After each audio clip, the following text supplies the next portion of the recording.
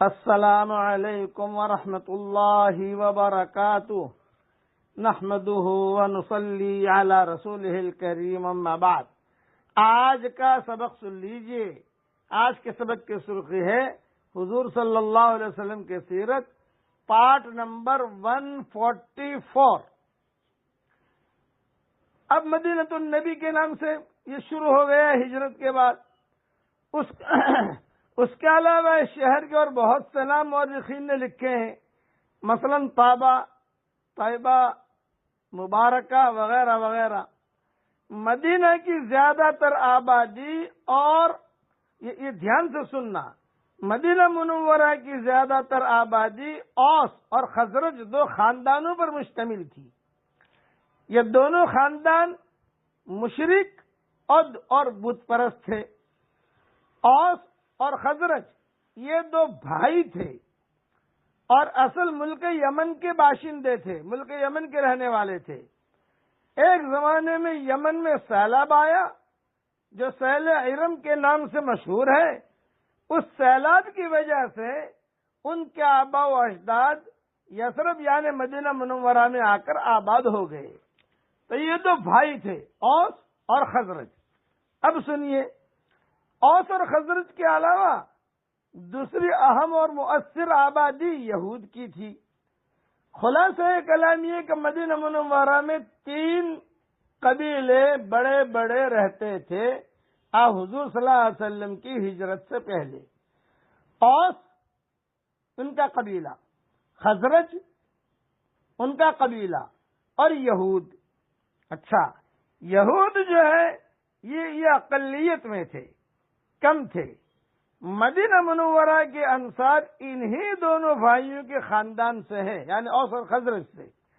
اسلام سے پہلے یہود کی جب کبھی اوس اور خزرج سے لڑائی ہو جاتی تو یہ یہود ان سے کہا کرتے تھے کہ دیکھو، ان قریب نبی آخر الزماں آنے والے ہیں، ہم ان پر ایمان لا کر تم سے جنگ کر کے تمہارا نام و نشان تک مٹا دیں گے۔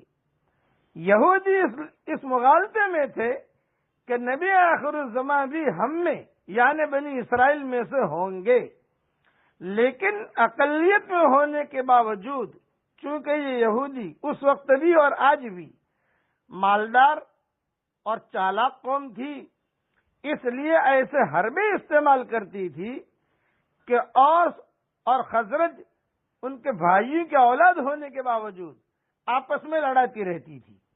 یہ یہود ان دو بھائیوں کے اولادوں کو لڑاتے رہتے تھے، جس کا نتیجہ یہ ہوا کہ دونوں آپس میں ایک دوسرے کے خون کے پیاسے رہنے لگے۔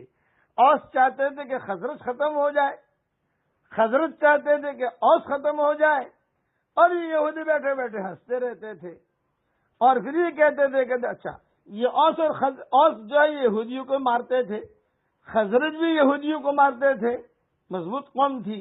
تو یہودی کہتے تھے کہ ایک نبی آنے والے ہیں اور ہم میں سے ہی آئیں گے، جب وہ آئیں گے تو ہم تم کو مدینہ سے نکال دیں گے، تمہارا خاتمہ ہی کر دیں گے، یہ ڈراتے تھے۔ چنانچہ اوس اور خزرج نے حضور صلی اللہ علیہ وسلم کا نام سن لیا تھا اسی وقت سے۔ چنانچہ اوس اور خزرج آپس میں ایک دوسرے کے خون کے پیاسے رہنے لگے اور کمزور ہو گئے۔ محبت کی جگہ دشمنی اور عداوت نے لے لی، دوسروں کی نگاہوں میں ذلیل اور خوار رہنے لگے۔